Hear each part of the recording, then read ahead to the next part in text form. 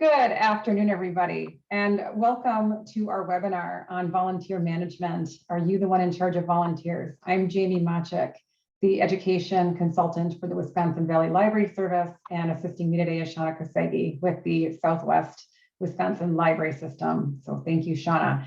Today, we have Maggie Rose with the Barberton Public Library, and Barberton is in Ohio. It's just south of Akron, which is south of Cleveland. That's why we were talking about weather in Ohio. And she's going to be talking about volunteers in the library. And the reason her screen is a little bit smaller is that her computer just happened to do a big update like 10 minutes ago. So this is plan B. And but don't worry, we are recording today. You will have access to her slides as well post webinar. So we are going to go with this, and as long as we can see things and hear her, then I think that is just fine. So Maggie, whenever you're ready, please begin. Right, thank you very much for that introduction. Welcome everyone. I'm so excited to be talking to you today about working with volunteers in your library. I really appreciate you all signing in for this. Definitely make sure that you download this presentation. There are links included in it which are going to be helpful to you.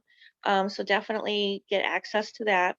And while I'm going through the slides and talking, please type your questions into the chat box. Jamie is going to read them to me. She's going to interrupt me, and that's okay. I asked for that because your questions are usually on the topic that we're talking about. And I want to make sure that we stay on topic and also answer all of your questions and leave no room for doubt, and make sure all of your information needs are met. So definitely type your questions in the chat box and Jamie will get to them. Okay, so today we are going to talk about using volunteers to promote the library's mission and goals. There we go. We are going to talk about using the volunteers to promote the library's mission and goals, how to identify service areas for volunteers, how to create and maintain a volunteer program, how to maintain communication up and down the ladder of that volunteer program. And we're going to talk about working with volunteers with respect and gratitude. It's really important to remember that the volunteers are coming on their own time. They could be doing something else. They might have something better to do, but they're committed to helping the library promote its mission and goals. And so remembering to treat them with respect and gratitude is really, really important. So why are you here? Well, you may be here because it's part of your job description, because you signed up for this. So you are in charge of the entire volunteer program at the library, or you're in charge of a section of the volunteer program at your library, or they want you, they want to begin a volunteer program at your library and they've asked you to locate volunteers. It could be something that you've inherited. There was another person on staff who was in charge of handling the volunteers, but when they left, they kind of rearranged the job duties and you inherited being in charge of volunteers or running a volunteer program. Or it could just be something that you're interested in learning, or you want to become a mentor to library volunteers. Volunteers come in all age ranges, and working with each of them has their specific challenges. Today, we're mainly going to talk about working with adult volunteers. So, I mean, if admin says, do this, you're going to do this. So thank you all for coming, no matter what your reasons. And the first thing we're going to talk about is promoting your library's mission, goals, services, and programming with volunteers. This is the most important thing, is to make sure that your program, whatever the goals of it are, aligns with your library's mission statement and with your library's goals. Because if it isn't good for your library, we wouldn't do it. And volunteers are great for filling in the gaps where we need someone to help us through with this project that we're working on. So why volunteers? Well, You could start adding new services to your existing component of library services if only you had a few more bodies to do this project. And that's when volunteers come in. Maybe you have a service that's really super popular and you need more bodies to do more work because it's so popular, and that volunteers will allow you to expand your service. Maybe your staff is overworked. Maybe there are just too many tasks on their plate, and that's where volunteers can come in and kind of relieve some of that stress off the staff. Embedded services is another great way to use volunteers. For example, at a senior center, even though the program director at that senior center is getting paid from the senior center, libraries can treat that program director as a library volunteer so that they can embed services, library services at the senior center. Expanding the library community is another reason why volunteers are so important to libraries, because as soon as you put out word, say, on Facebook, or do a little blurb in the local newspaper, it says the library is looking for volunteers, people will jump out of their seats and say, I support the library. And even if they don't have time, that may be an opportunity for them to say, well, I volunteer my checkbook. How much do you need? And then you want to make sure you're using all of your resources. So when it comes to expanding your library community, your patrons are a resource. Your customers are a resource. The people in your community are a resource. They have skills, they have talents, and they have inclinations. And why not bring those into the library, whatever they may be, in a creative way to make use of all of your resources? So, what kind of things are good for volunteers to do for libraries? So, we're going to talk about identifying services for volunteer work. Not everything is appropriate for volunteers. You want to be careful that you don't replace paid staff with unpaid volunteers. If you have a situation where you have a job opening and it's unfilled, and it's probably not a good idea to ask a volunteer to perform those duties unpaid when you are eventually going to pay someone to do those duties. You might as well just hire that volunteer. You want to think about the ethics involved in this, and every state has different ethics laws. I know Ohio's pretty well, but you want to make sure that you maintain an ethical work staff member volunteer balance, because the goal is to relieve your team of unnecessary stress, and it's not to replace them.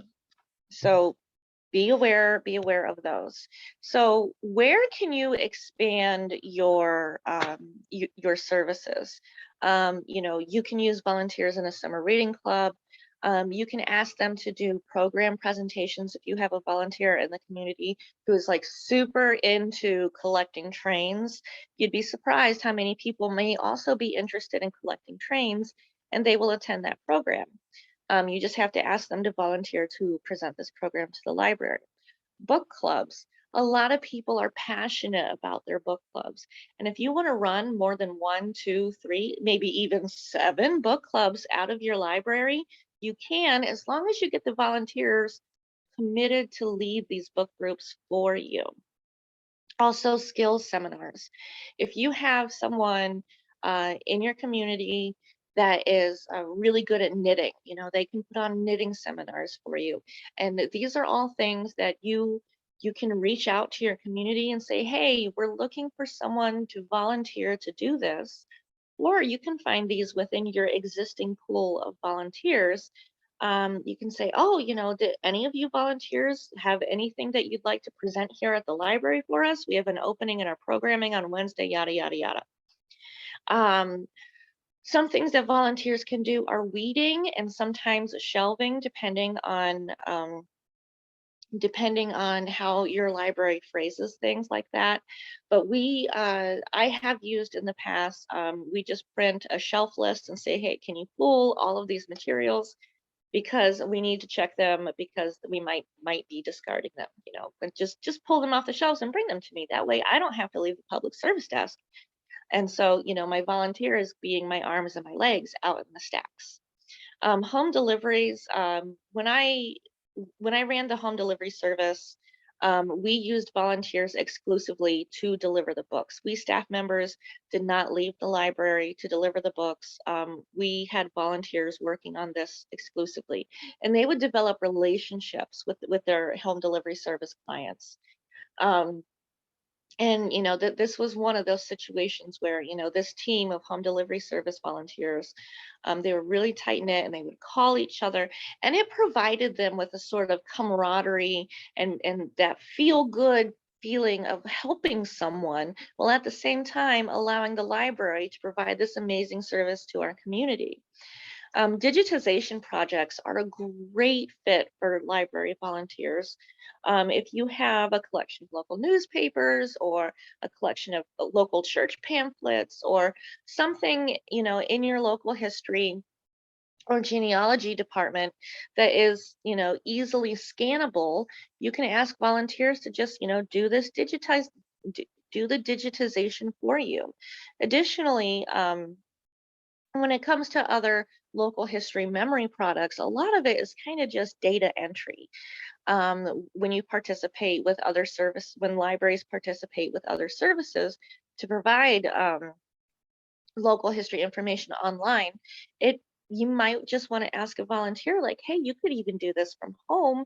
Here's a group of newspapers. Why don't you upload all the obituaries? That kind of thing. Computer labs are a great way to use younger, older, skilled, and sometimes even non-skilled people can help in the computer lab by just being a body.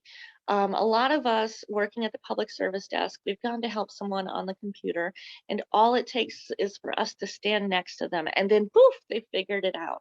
So having a volunteer in the computer lab can relieve stress from staff having to get up from their seat, from whatever they're working on, their book orders, their program planning, that kind of thing, to go help someone with the computer, when you can have someone in the computer lab volunteering to help people figure out how to add an extra space in Word. You don't have to be an expert to help someone navigate the internet. You just have to know enough. And volunteers can be incredibly helpful in computer labs. Tech coaching is another way where you can either add or expand services with volunteers in your library. If you have a volunteer who's especially good with their iPad, you can say, hey, do you want to come in, once a week in the evening and sit down with people and show them how to use their iPad? Replace iPad with Kindle, replace iPad with computer, cell phone, Android, iPhone, that kind of thing. And you've got a whole new service that you are providing. And then community story times. Community story times is a great way for volunteers to get out there and provide a story time, like in a setting that isn't the library. Could be schools, could be daycares, could be preschools, could be community rooms in local neighborhoods, could be, story times at a grocery store. If you can get a volunteer who wants to go out into the community and perform story times, because your librarians are doing story times in-house, they can't get out of house, that is where you might want to reach out for a volunteer.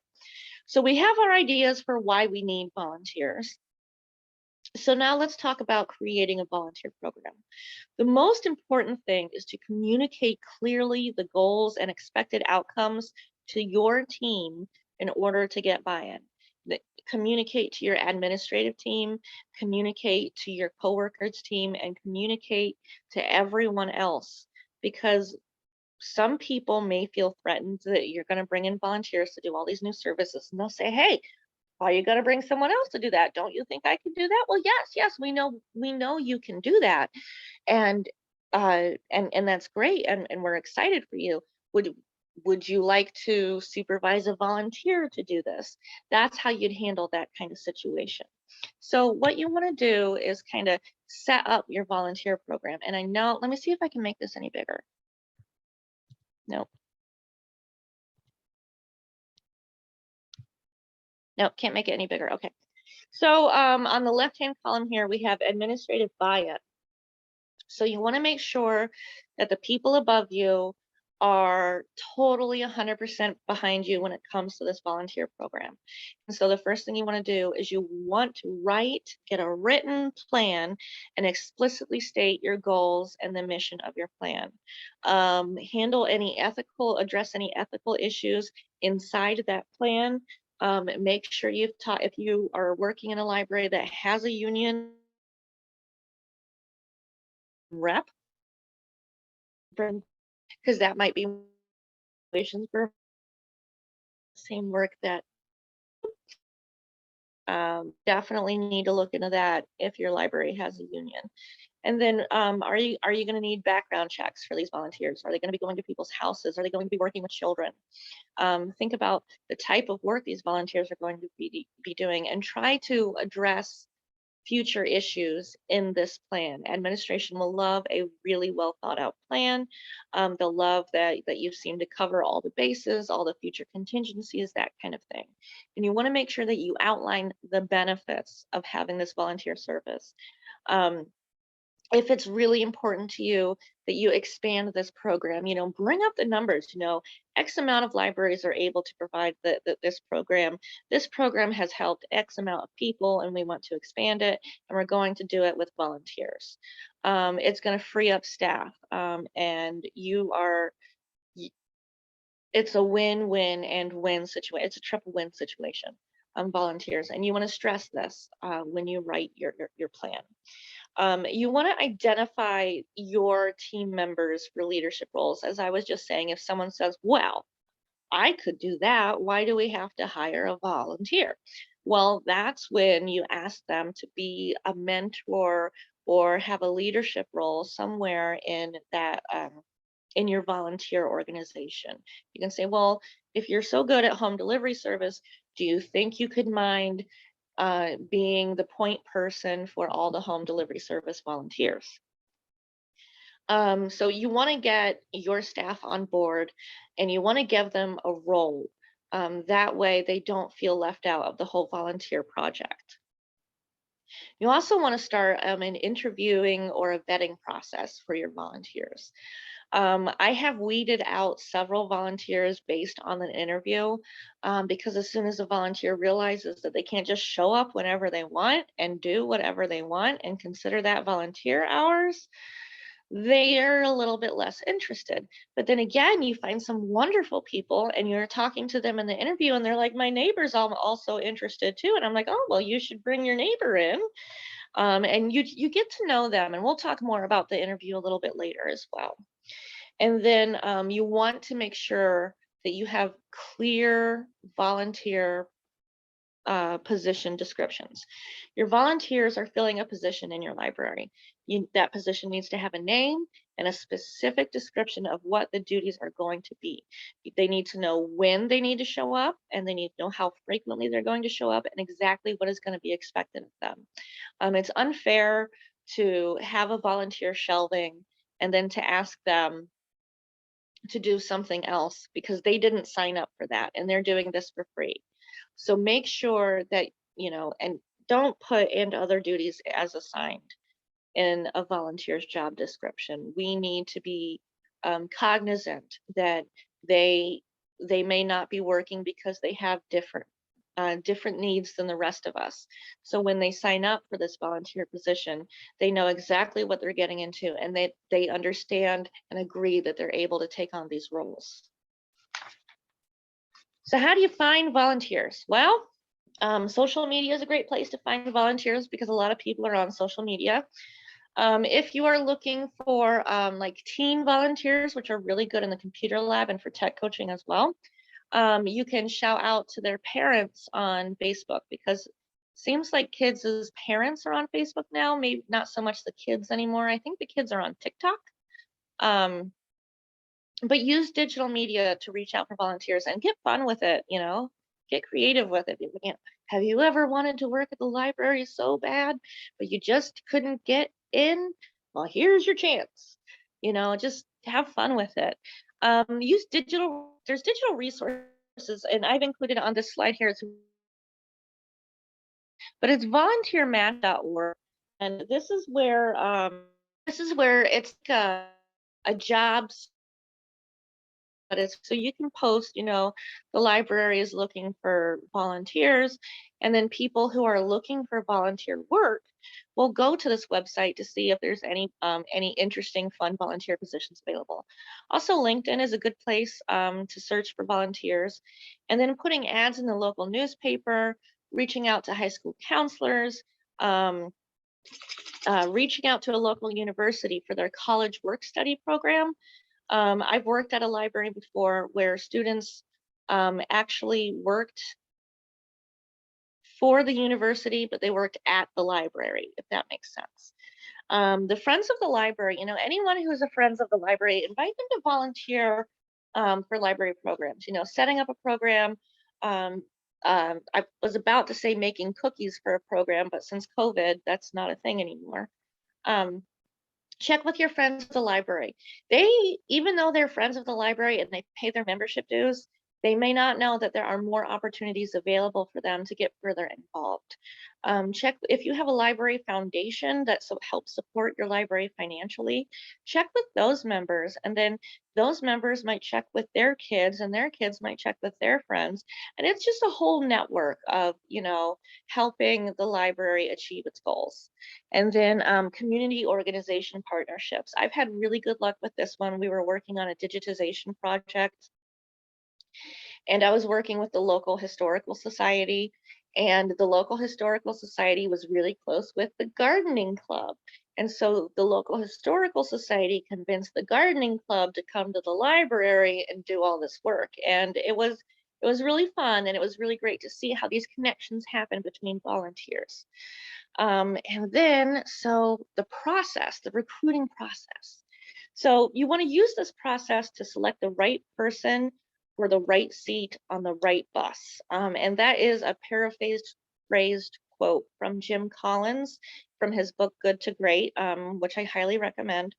But it's all about realizing what makes this person special and using those talents to the best of everyone's benefit. And that starts with a volunteer application. You want to have a form, basic stuff, name, phone, address, that kind of stuff. But also ask them questions about themselves, their hobbies, their interests. There's going to be a volunteer interview where you're going to sit down and talk with them. You're going to write that job description, and your volunteers are going to need training as well, because there's nothing worse if you have ever been dropped into a situation and expected to know what to do, or expected to know where to go. It makes you really uncomfortable, and we don't want our volunteers to be uncomfortable. So making sure they have a semi-formal or formal training day before they actually start their work is important. And then you also want to know ahead of time your volunteer rewards and gratitude program. So when it comes to the job description, as I said, this is going to be something that's going to have to be approved by administration. And it's going to outline the responsibilities of what this volunteer is going to be doing. It's going to note the qualifications needed. Qualifications needed may just be something as familiarity with Microsoft Office products, or able to alphabetize and number things. Your job application is also going to have the time and duration commitment expectations on it. So, if you were asking someone to volunteer for home delivery service, you could say, we expect you to spend 1 hour a week delivering products or delivering library books to our clients. And then you want to list on that job description the contact information for the teammate who's going to be the point person in charge for that volunteer. That way they know who to talk to. Okay, and then so the next step, so you give the volunteer the job description, and then they see all this information and they're still interested, and they say, can I fill out an application? So on this application, it's going to have contact information, the position that they're looking for, what their interests and skills are, their education and work history, because you might be surprised and find that someone has an advanced degree in literature, and would you like to run a book club? That kind of thing. permission for a background check. Do they have a driver's license and insurance card if they're going to be driving, and their availability schedule. And you want references as well.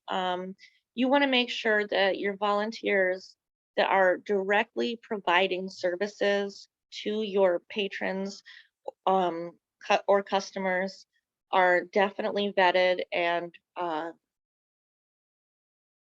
you want to be able to say, hey, all of our volunteers go through a background check and we check their references, just like you would for any other job.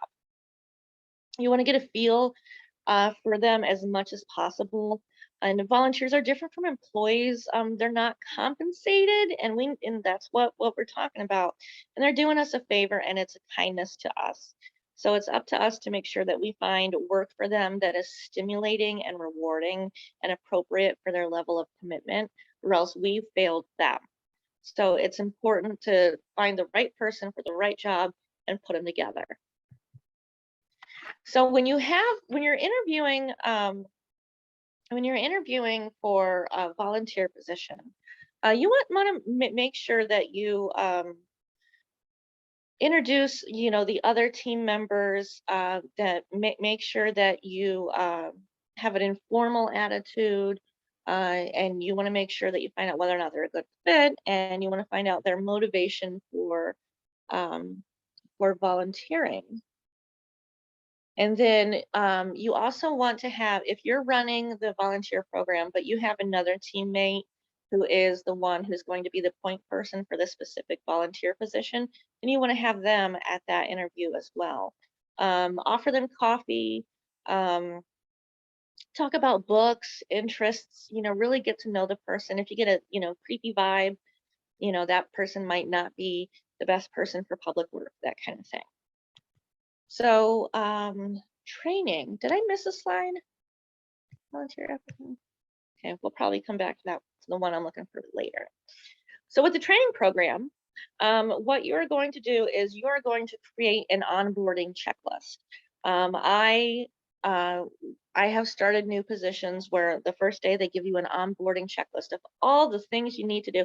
Get your keys, get your picture taken, get your staff locker, order your name badge, that kind of stuff.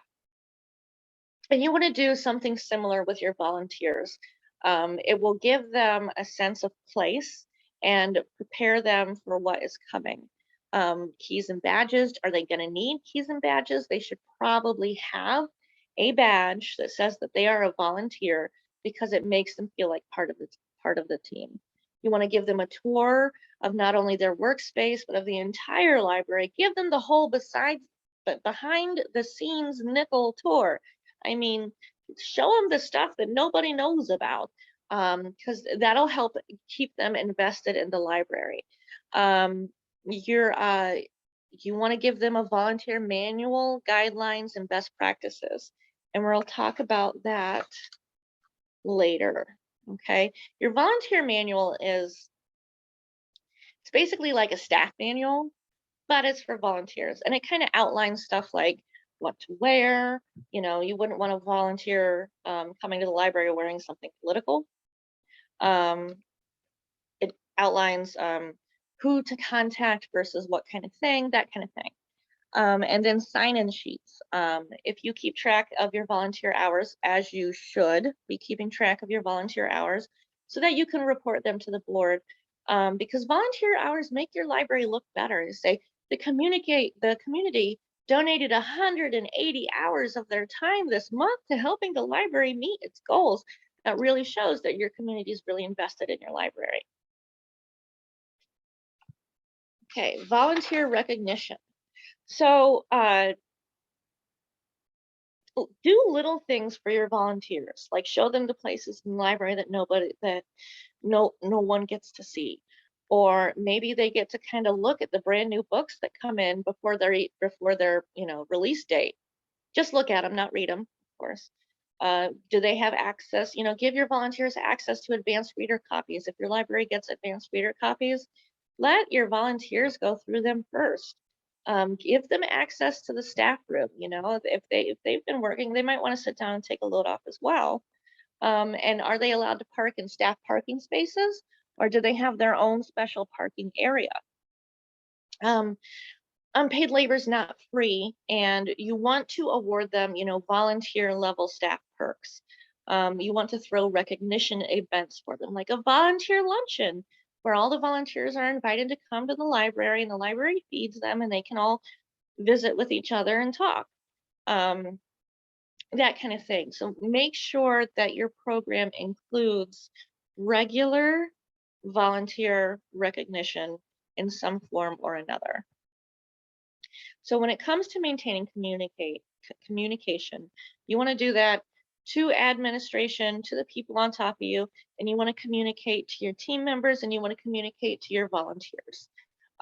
We all need to know who's working on which projects, what projects are really exciting right now, what projects are a real challenge right now. Do we have new clients that we need to serve? These are all things that need to be communicated to keep everybody on the same page. So you want to communicate to the volunteers very often. You can communicate to them over the phone, by email. You can create periodical volunteer newsletters to send out, just to, hey, you're one of our volunteers, so you are on this newsletter list. And that could be an e-newsletter or a print newsletter, whichever you find your volunteers are more interested in. And then you want to tell them, what to do if XYZ happens, what to do if you get to Z and you still don't know what to do. You want to send them thank you notes, just communicate to your volunteers a lot. That volunteer manual will be a huge communication tool. And it doesn't even have to be, it doesn't have to be a whole big thick manual, the manual can literally be 2 pages, but it just covers what to do in certain situations. And you also want to communicate to the administration. You want to communicate statistics. We had 7 volunteers serve 36 clients for a total hours of, 5 hours. You want to keep those statistics and keep sending them up the chain to let people know that your program is working and it's needed, and I mean it's being used. And you can mention this in newsletters. If your library sends out quarterly newsletters or monthly newsletters, save a little space for what's happening with your volunteers and what they're doing. Feature a volunteer of the week. You could even do that on, social media. Talk about exciting projects that these volunteers are doing, and then get feedback from recipients of the service and include those in your notes to administration. If you have a home delivery service client who's like super happy with their volunteer and they call you and they say, oh, I'm so glad you keep sending me these books. I don't know what I would do without them. And Othel's so nice when he comes to bring me the books. It's just wonderful. I love the service. Make sure that you send that up the chain and also back to the volunteers. Give compliments when compliments are due. So speaking of compliments, we're going to talk about respect and gratitude. We want to make sure that's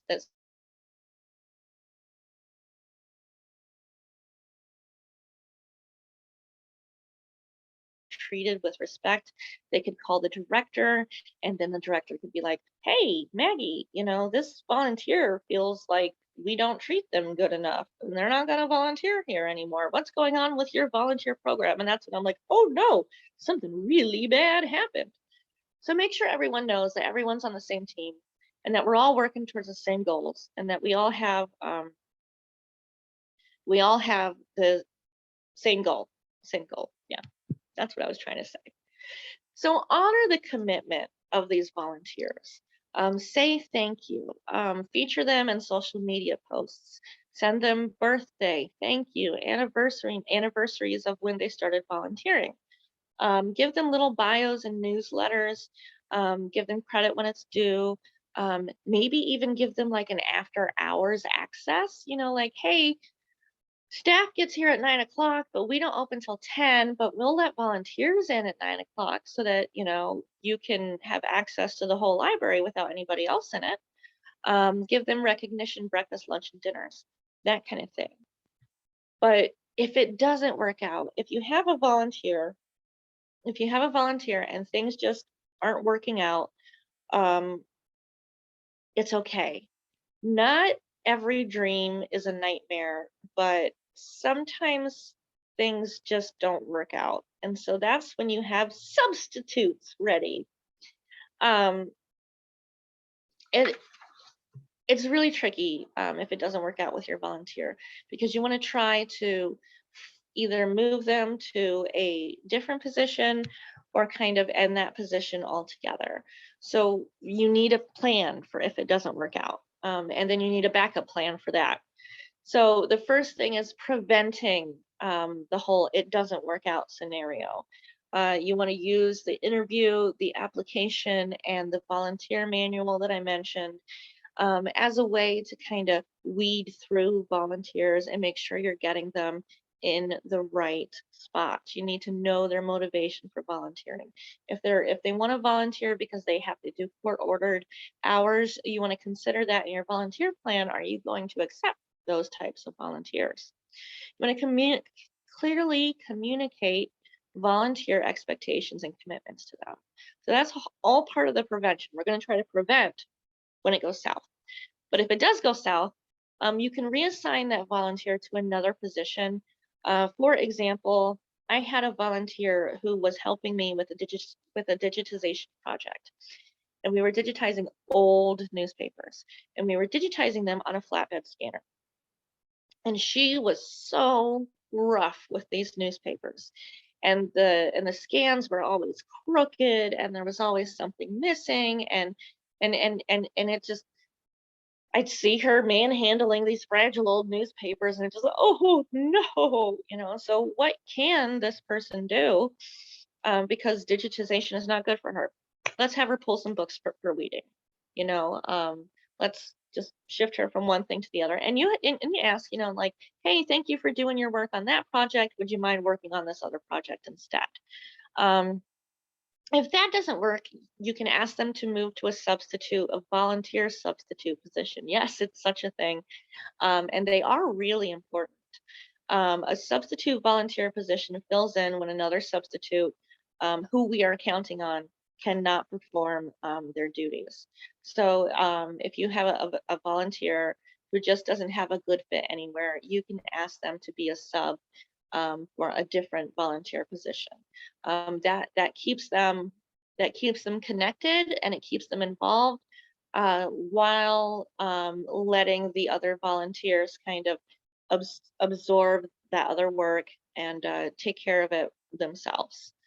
And then sometimes you got to say, I'm so sorry, things have changed, and your volunteer position, we don't need it anymore. Or you can say, I'm so sorry, but my boss says that we're not doing volunteers anymore. Or you can say, hey, thanks so much for your help, but we're good right now. We don't need any help. And it's a bummer when things go south, and you have to break off your relationship with a volunteer. But the goal is to prevent that. The goal is to prevent breaking up with a volunteer. So I've gone through this pretty quickly, but I haven't had any questions. Usually I get some questions. So here's your list of references. These are some of the materials that I used when I was putting together this presentation. There's links included on the slide, which you'll get when you download the presentation. Here are more links to some other resources. I mean, if you liked this presentation, then I highly recommend following these links for more information. Okay, and then where did I go? Oh, I went to a link. And then, and yes. Oh, go ahead. No, go ahead. Okay. These are 4 books that I recommend for further reading. If you don't have these within your library system, I would definitely interlibrary loan them. They're also available on Amazon if you want to request for your library to purchase them. But if you are looking for further reading, if you want books to cite, I would definitely go with this. And are there any questions? Yes, so we have had a few come in. So the presentation slides should be available tomorrow, as well as the recording. Yeah. We usually allow about 24 hours for getting that posted, just because we have to download recording and edit it and then upload it to YouTube. So there is in the follow-up email, it shares the link where that will be posted. So yeah, so you can look for that around this time tomorrow. It should be available. If you do have a question for Maggie, we have plenty of time to take some, so we will do that now. Okay, so we have had a few that have came in, and Maggie, I want to say thank you again for pivoting. And I know it wasn't as convenient for participants to view this presentation on your phone, but sometimes we have to do that, and you did very well. I would have completely panicked, and you have been so calm. So good for you. That's amazing. So yeah, some things happen, and sometimes we just have to adjust and pivot and go to plan B. So thank you for doing that. Okay, the first question is, how do you address when volunteers gossip or when there's pettiness between them? Any tips on that? Okay, so I'm surprised I didn't have more information about this in my slide, now that I come to think about it, but that volunteer handbook that I mentioned should handle situations like this. Just like a staff manual or a staff handbook handles like behavior in the workplace, a volunteer manual or a volunteer handbook can address this before it even starts. And then just like a paid employee, if you have a volunteer and your gentle nudge is like, hey, I noticed, I overheard so-and-so and you kind of talking, and I just wanted to let you know that that's kind of not one of our expectations with volunteers. That sort of thing. You could rearrange the schedule so that the gossiping volunteers don't work with one another. You could, and if it's that bad, like, is it the kind of, are they gossiping about patrons or other employees or the behind the scenes of the library? Because what you don't want, and what should be outlined in that volunteer manual with their expectations of how they conduct themselves within the library. If there is a dust bunny under this rickety old book truck that is stuck in acquisitions, and it's been there for months, and there's a nasty dust bunny underneath it, you don't want your volunteers going out and telling people that kind of stuff. That's like a library trade secret. So that should definitely be covered in the volunteer handbook, along with gossiping and pettiness. But then again, you will always have gossiping and pettiness to a certain extent. They just go hand in hand with humanity. Yes. Yes. So along those lines, how do you address volunteers who might not show up at all, or who are inconsistent when showing up when you think they're going to? That's where the job description, the interview, the expectations, making sure that they know that you expect them to be there, making sure that they know that they have committed to you. Because like I said, some volunteers, myself included, when I was, a teenager, I didn't realize that the people I was volunteering for were actually counting on me. I thought I was just showing up as an extra on set. So communicating with these volunteers, letting them know how valuable they are, letting them know that you do count on them, and then giving them clear expectations in the beginning will prevent this type of thing from happening in theory. However, if it is happening, just setting them down, and being, hey, I noticed a lot of times, we've really been missing you. We've had to call subs in to cover your shift, or, maybe ask them to schedule less volunteer hours, so that they know that they can be there when you need them. Does that help? Yeah, yes. Thank you. Thank you. Here's another question for you. My staff and I have inherited a cadre of long-term volunteers who are used to and interested in a very problematic culture. Do you have any thoughts about how to transition volunteer culture in a way that minimizes attrition? Oh, that's a good one. Yes. That, um, I think any tactic employed by a manager who takes the position of a team who has that type of work culture, any tactics used by in professional paid work will work for volunteers as well. However, my aunt, my aunt, she just came into my head right now, and she just says, "Kill them with kindness." So I would throw them a party, and I would, make it, would do a presentation during the party about the expectations, use all the excuses in the book, say administration says we expect this from our volunteers, say, hey, volunteers, we really appreciate what you do when you do this, and just throw all of your like people champion skills at them. And then, for the, recruit new volunteers as well. Recruit new volunteers to hopefully, it will take time.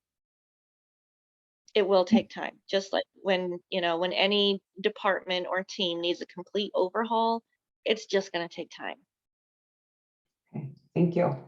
And someone mentioned in the question panel that we have our volunteers sign the same confidentiality agreement that the staff sign.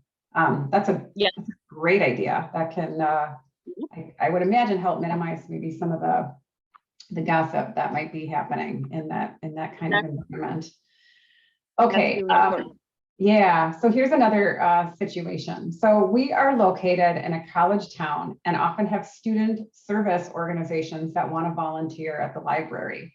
We love their assistance with programs and events, but find it prohibitive to conduct criminal background checks for these students that may participate in these one and done programs, and they're working with youth. So these students are often future educators and are seeking that hands-on experience working with youth and families. So they would not be interested in working behind the scenes. What do you advise? I would keep them supervised. A supervised volunteer may not necessarily need that criminal background check. I mean, if you are physically in the room with them that whole time, I would definitely check with administration to see, what policy works best for your library. There's no, despite everything I just said, there's no one right way to do things. Everyone is going to have to like bend and shape for the best fit for their need. And so in your situation, I would just make sure that library staff accompany these students to the programs, at least to observe or to assist, just to prevent anyone saying, I signed my kids up for this library program and it wasn't even a library staff member putting it on. Also on the promotional materials for these programs, I would make sure to say that this is being presented by students from this university for the purposes of their future educational career. Does that make sense? Yes, yes, thank Okay. you. Another question is, can you give a brief how-to about doing background checks on volunteers? So I've never done a background check. All I've ever done is filled out the form and collected the form. Every library I've ever worked that does background checks, they are handled by the director of the library. So I can't give you a walkthrough on how to do a background check. There's a form that you have to fill out that gives permission for the background check, and then there's services out there that provide background checks, some for a fee. Some libraries, I know they partner with the local school system, so the school system does the background checks for free. No, I think it just all depends. Okay, and then how long is the turnaround typically when you do that? I know my background check was a month. No, 3 days. I know my background check was 3 days. Okay, so that is pretty quick. All right, thank you. Another question is, I like the idea of recognizing volunteers and posting things about them on social media, and acknowledging anniversaries. Does and can this ever create some animosity with staff when this is with actual staff when this is happening, and how do you prevent that? Well, I would hope you do for your staff what you do for your volunteers. Everything I said here is just as good, from a manager to a team standpoint. You use all of your recognition tools for all of your people. I mean, your team's your team. Recognize them as well as your volunteers. By keeping your staff on board, maybe putting your staff in charge of recognition for volunteers, keeping them involved, keeping them on board, communicating with them, and then also, recognizing them. I mean, I've never seen a librarian turn down a donut or a slice of pizza.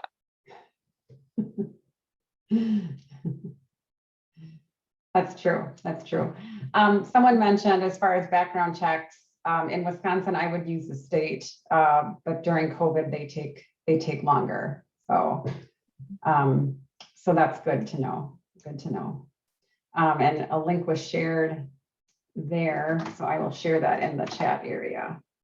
Oh, I love it when people get together and help. Yes. That's great. Yeah. Thank you. Thank you for sharing that. I'm not seeing any other questions come in. So maybe just any last thoughts about volunteers, or I guess, keeping volunteers safe, or do you have them adhere to the same kind of COVID guidelines as you would your staff typically as they're coming back in the library? This is okay.